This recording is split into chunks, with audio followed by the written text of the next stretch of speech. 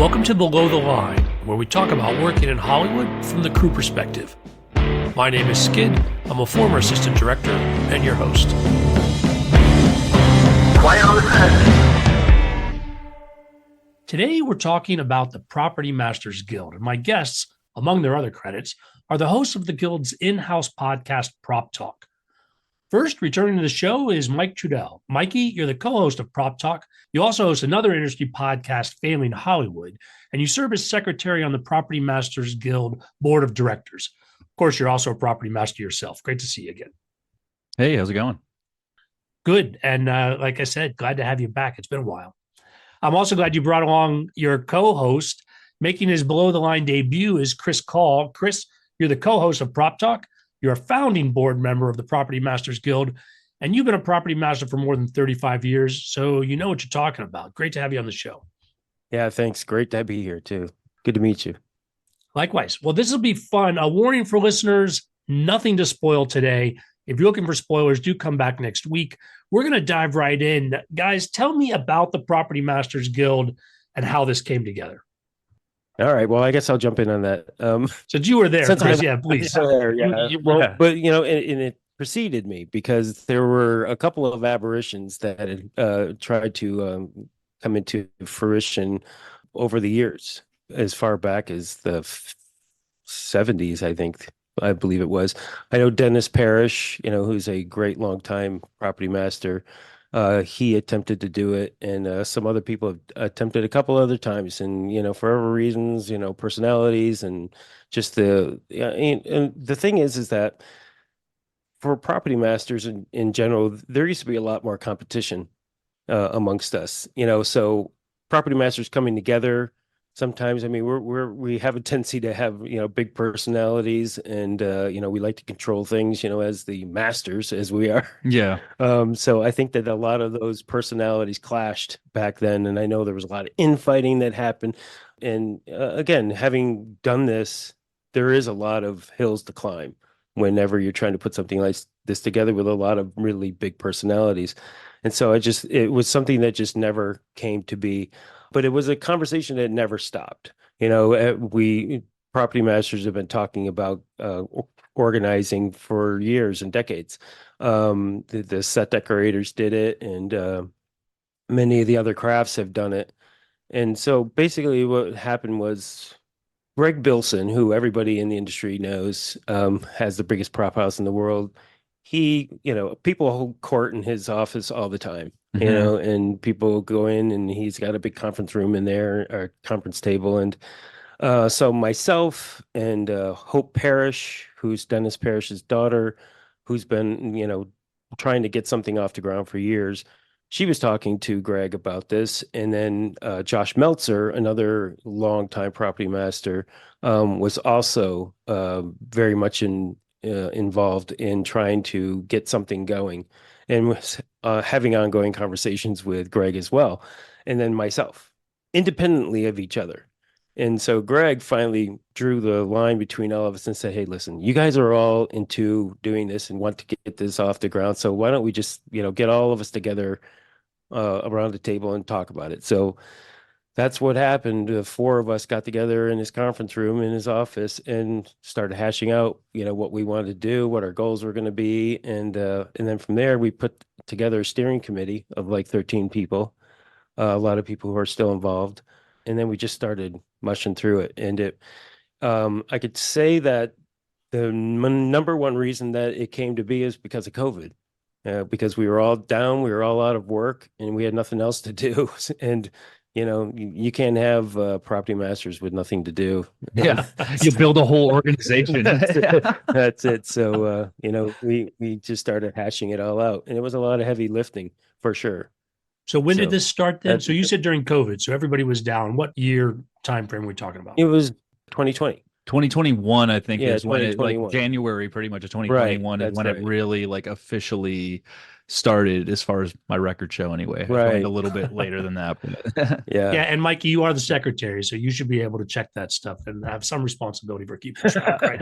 and I'm the chair of the membership committee. So membership relations is me also. Yeah, Michael wears a lot of hats. So Clarify for me, or for listeners who might not understand, you've set up this guild, but this is not your labor representation. You guys are still members of IATSE, and your contracts are negotiated through that. It's not a guild like the DGA. Sure. It's something in parallel. Explain more to me how that's set up.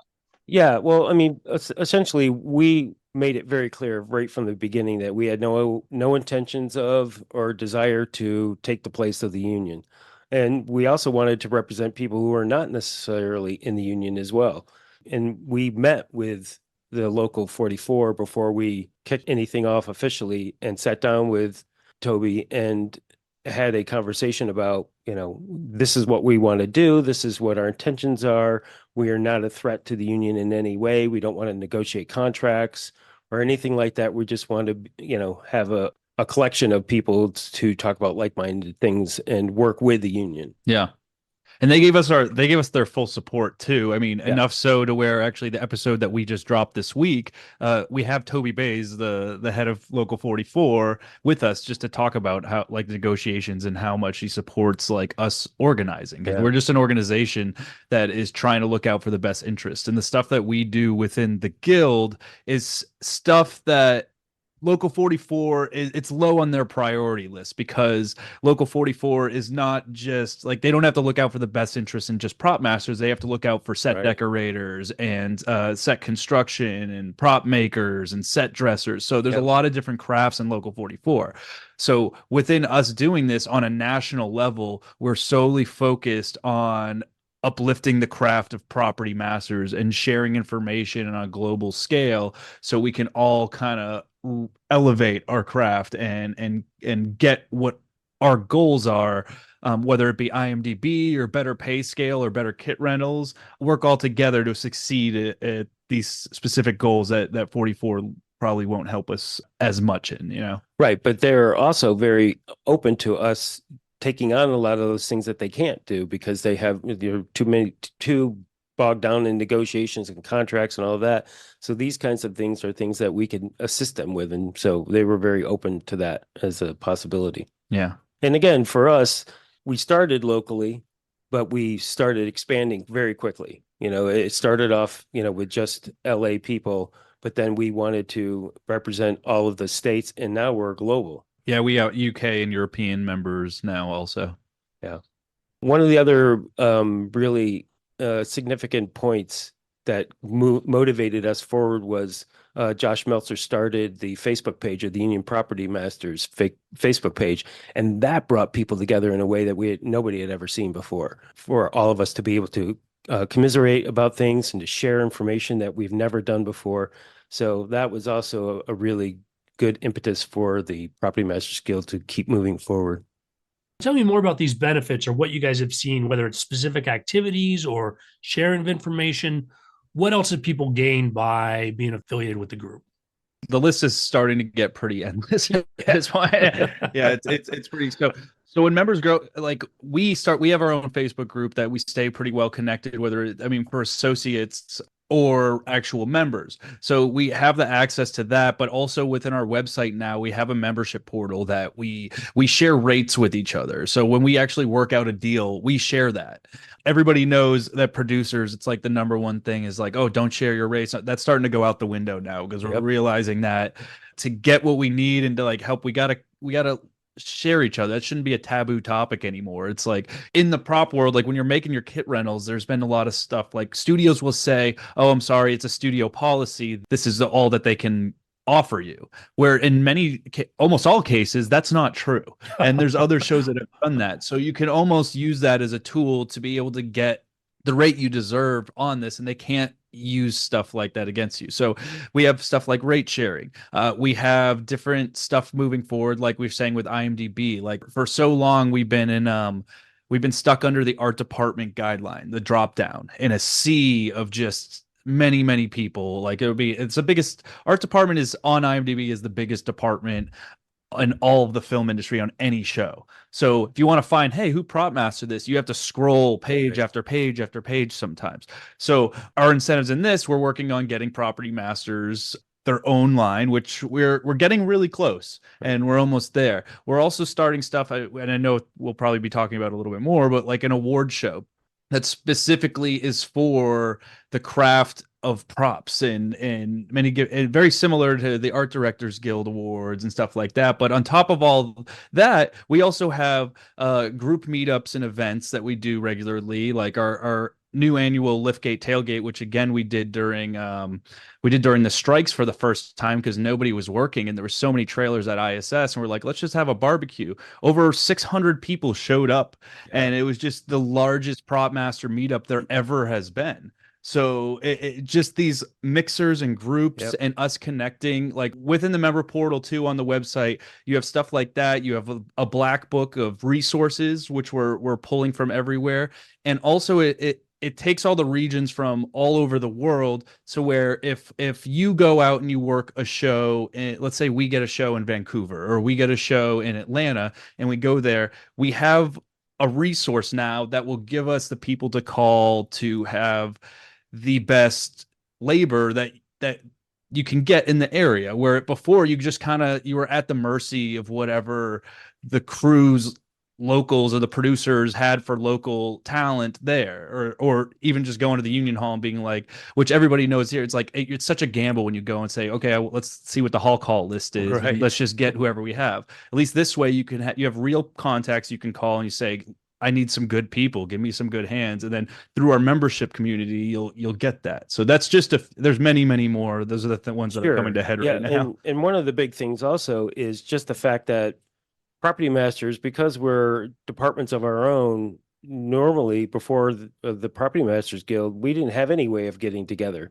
And I can speak for myself that I would go to ISS a lot of times, the prop house or any of the prop houses, and you would see property masters there occasionally, but you didn't know any of them. You're always the property master on a show. Right. So you don't get to meet and commiserate with all the other property masters.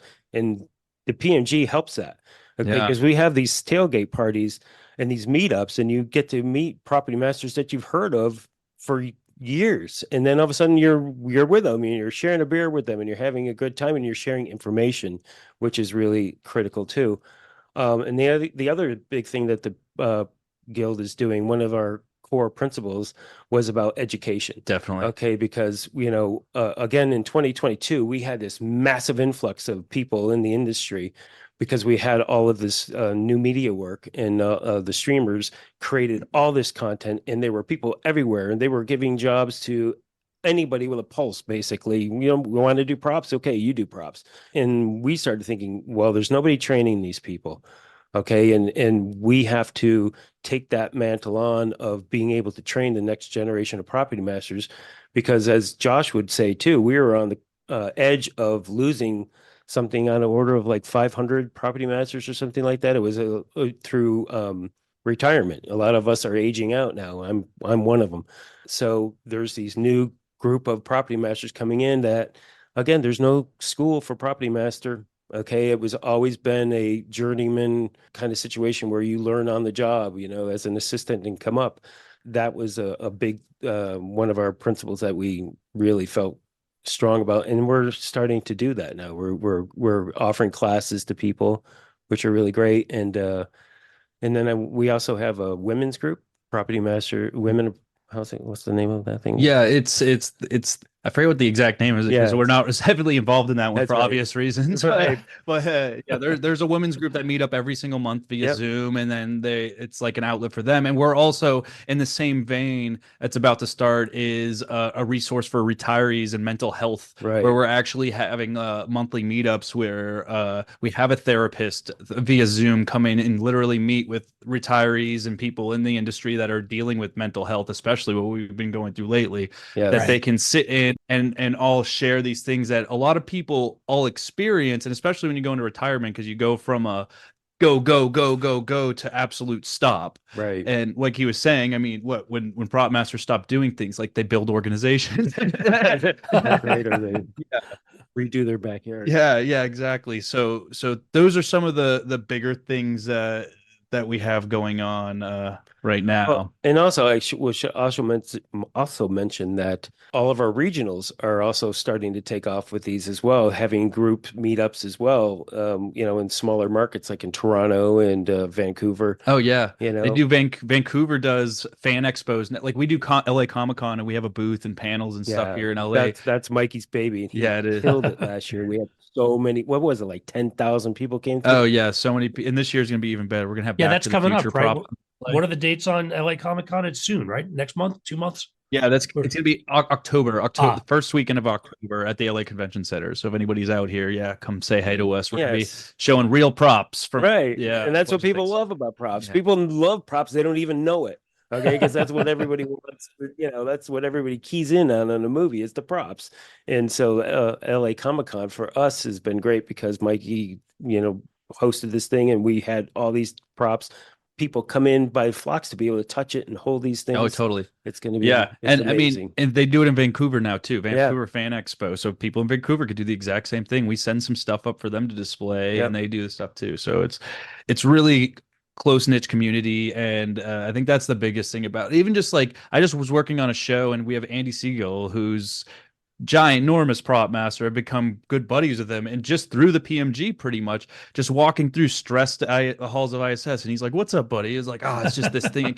He's like, "Here's what you do this, and this. Call them, say this is how much money I have. Do it by Friday." He's like, "I bet you anything they'll do it." They did.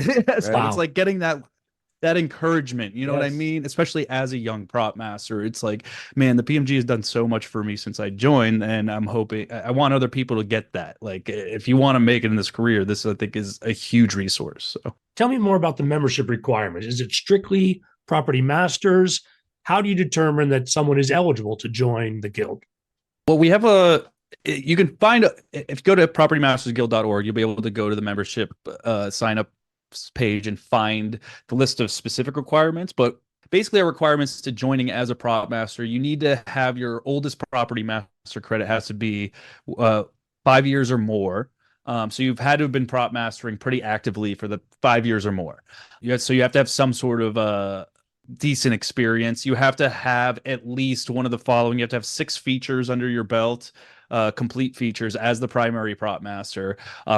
25 television episodes throughout 3 or more different series, or 10 different commercials worked where you have to actually submit the call sheets and the commercial links and stuff like that, or your whole body of work will be considered if it's a bunch of bits and pieces of those that will come up. So you have to be a decent experienced prop master to be able to join. But for those that are still trying and working their way up, we also have an associate level membership, and that's also open to vendors, like vendors meaning salespeople, not the vendors themselves. If you want to sponsor us, you can, but like salespersons at prop houses, food stylists, armorers, assistant prop masters. So the associates, you don't have as many benefits as associate, but it gives you a profile on our website, and it gives you access to kind of like and emails to all the events and to help out in a direct line to us. So that one's a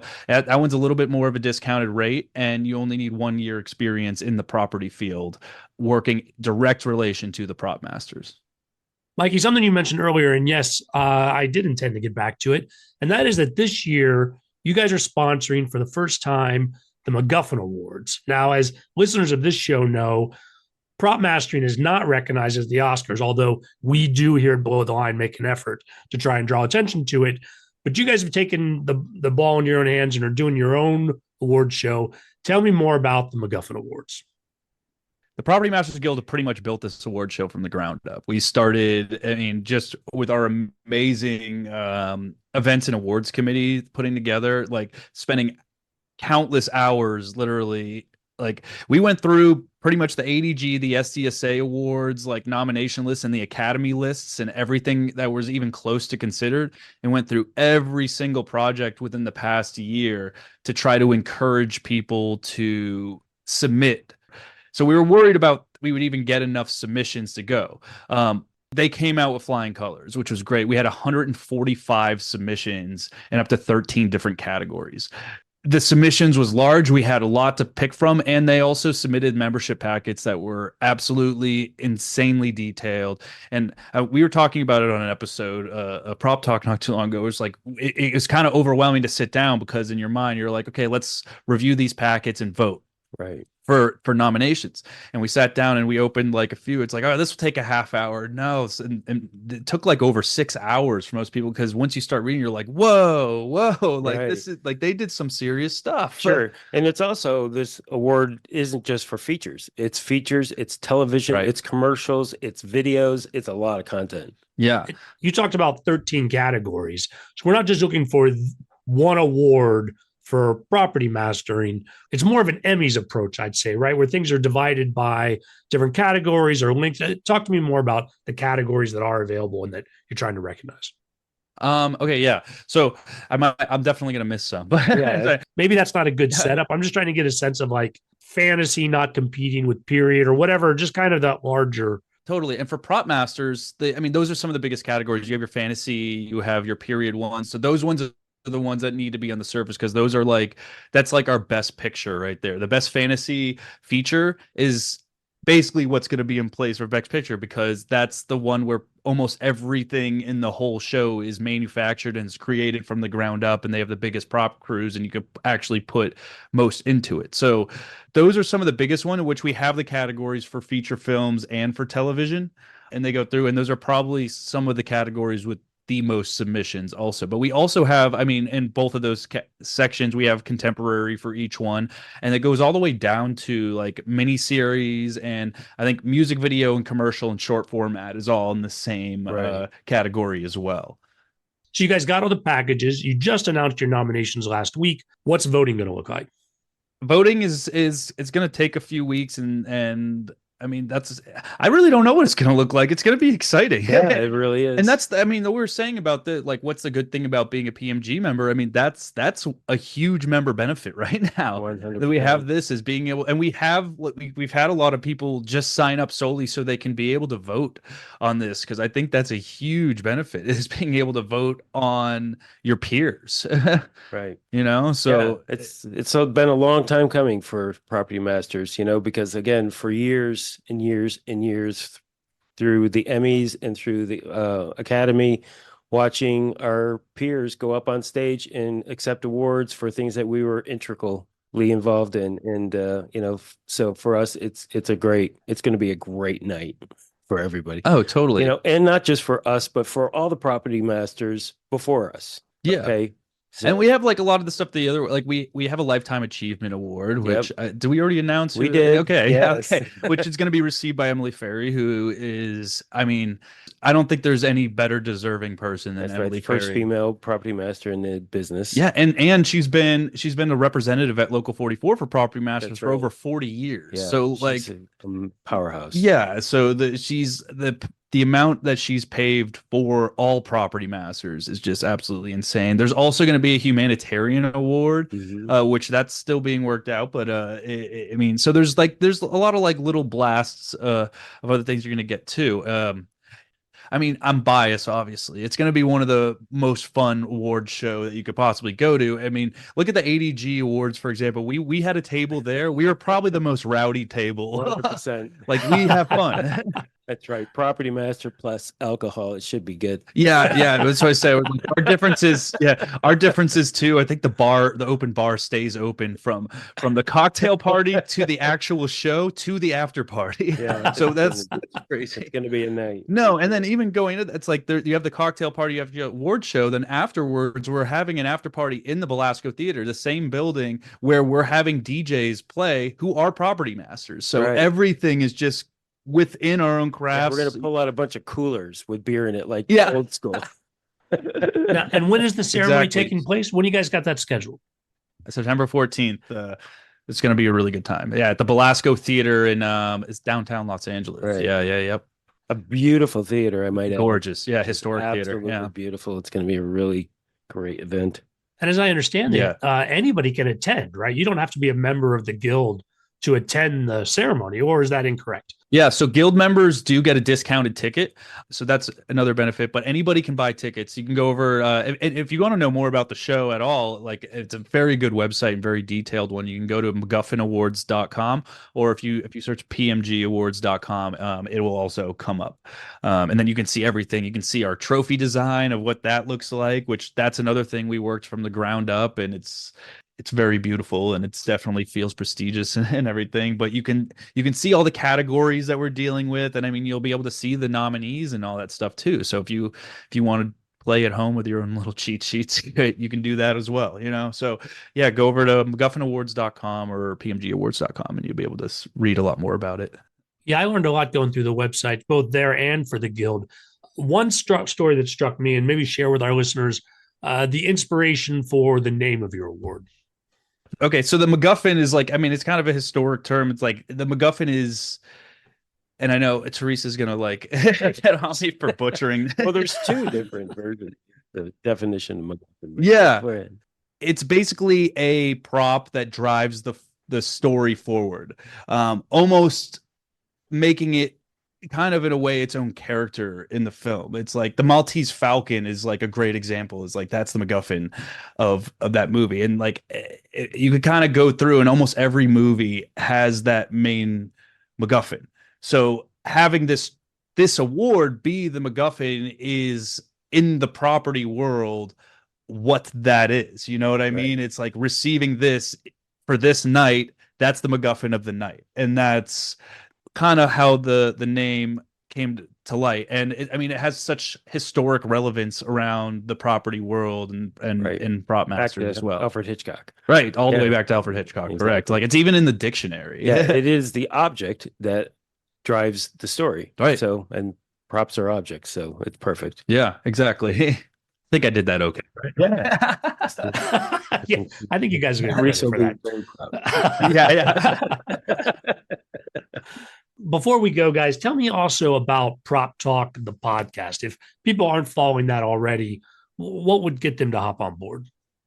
Well, again, for me, it was one of the things that I wanted to do straight away, because for us to be able to reach out to everybody, again, not just LA centric, but to be able to reach out to all the property masters everywhere, I thought it would be a great way for us to connect with each other and have discussions about, the craft, and not just the craft, but about how the craft interacts with all the other departments as well. We've had set decorators on, and food we've stylists, had production designers, and we had actress. We have Virginia Madsen. Yeah, we've had armorers also. Yeah, we have. Yeah. Well, one of our first ones was the impetus for the Prop Talk was we wanted to talk about the rust situation.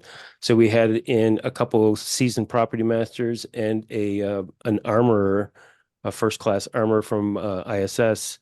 Larry Zanoff came in, and we discussed the whole rust incident, and that was great, and everybody loved it. And so it's a way for us to just talk about the craft in a very open, global kind of way.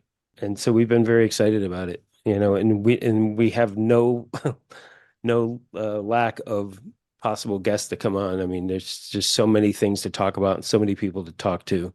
No, yeah, and everybody's been very positive about coming. Most people have been very positive about coming on, and it's like you said. I don't think it's ever gonna stop being able to have guests to go on to, because there's a lot of topical subjects we could talk about, but then also there's always something awesome that's new that's coming out. It's like like when Fallout came out, I was like, we got to get those guys on immediately. Exactly. I said the same thing. Those guys were great, right? That's what we do. I was like, it's such a magical prop show. I was like, we need to bring these guys in immediately and talk to them about it. So like and that's the same. It's like I don't want to give away too much of what's coming up. We haven't actually shot yet, but yeah, there's things to look forward to though. We have a bunch of stuff coming up that's going to be really exciting. We are going to do a postmortem on Rust, which is going to be great. We're looking forward to getting Drew Petrata and his dad in the room together to talk about generational property masters too. We have Barry Wilkinson in from the UK. Oh yeah, which was fantastic because he has like 5 grandsons that are property masters now. Yeah, he did Titanic and all the Harry Potter films and stuff like that. Fantastic. So, yeah. So yeah, so that's all great. And again, you could basically find us on YouTube. I mean, Mike will give you all the details on it, and anywhere you get a podcast. Well, it's exciting to see not only all this energy coming together for your own benefit as far as the networking and the connections within, but your collaboration is also leading to all this new information that fans of film and, as you mentioned, fans of props specifically are reaping the benefits of this organization as well. I'm super excited to see this get off the ground and what you guys have planned for the future. Yeah, us too. Yeah, no, it's been on a really good trajectory, especially this past year. Right. Like if anything good came out of the strikes is a lot of us having a lot of time just to put into the legwork of this guild, because I don't think I mean we probably crammed 5 years worth of advancements in 100%. just this 1 year. And it's starting. It's not quite on autopilot yet, but I think it's starting to move more into us figuring stuff out. And I mean, our growth, we've doubled this past year as far as membership goes. And I mean, we used to get maybe 1 or 2 submissions a month, and now we're averaging 10 submissions a month. So it's insane the amount that people have turned to like us. People who are questionable in the beginning are now coming around and seeing. It's like we want to welcome everybody that's qualified, and that's the thing. We want interested. Yeah, exactly. And again, as a founding member, I can say that I never imagined this organization being where it's at this soon. I mean, and again, if it wasn't for COVID and if it wasn't for these strikes, we wouldn't have had this exponential growth that we've had. But I could also tell you that, again, myself, Hope Parrish, and Greg Bilson and Josh Meltzer, we're all old. Okay. And one of the reasons we wanted to do this was to set the table for the new generation. And I can't tell you how exciting it's been that the new generation, like Mikey and Teresa and Marissa and Anna Losby and so many people, so many young people who have come up and have grabbed this by the reins, and then are just taking us to heights that we never would have imagined. And it's their youthful exuberance that's really driving the force. It's amazing. Yeah, definitely. Now, we mentioned your websites earlier, but let's summarize it here at the end for anyone that is looking to get more information. Where should they go? We're on propertymastersguild.org. So if you just type in propertymastersguild.org, you'll be able to find information of everything we got going on. You'll be able to see the schedule, the event schedule. We have events all the time, not only just for our members, but for everybody. So if you want to like come and meet us, all the info on LA Comic Con will be on there too. And if you just want to see stuff that's coming up, or if you just want to know more about us and you're interested in joining, go over to propertymastersguild.org. You'll be able to find them. You can find us on all the socials too. Just at Instagram is one of our biggest ones, @_ the PMG, and just search all the other socials, Property Masters Guild. The award stuff, as I said before, that one you can go to MacGuffinawards.com or PMGawards.com, and that will let you know all the information on the award show that will be happening September 14th at the Belasco Theater in downtown Los Angeles. Yeah, and as we mentioned, anybody can go to that. I mean, that's be an exciting opportunity for folks to rub elbows with you guys there. Sounds like fun. Absolutely. Yeah, it would be well worth it. Come on out, Skid. Don't think I'm not looking at the calendar. He only comes out when it's Dodgers season. He didn't tell you that. Hey, September 14th. That's right. Let me see if the Dodgers are in town and who they're playing. We'll try. Are you still a Dodgers fan? Oh yeah, through and through. Yeah, I'm a big Dodgers fan. That's good to hear. Take that with me, guys. On that note, we're gonna call it a wrap. It was great having you guys here. Yeah, thanks so much for having me. Yeah, thanks, brother. Listeners, I always appreciate your feedback. You'll find my contact info on our website, belowtheline.biz. That's B-I-Z.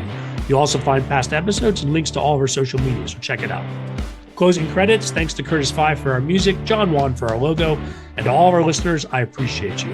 The Below the Line logo is available on t-shirts, mugs, and stickers at redbubble.com. Please rate us wherever you get your podcasts and tell your friends.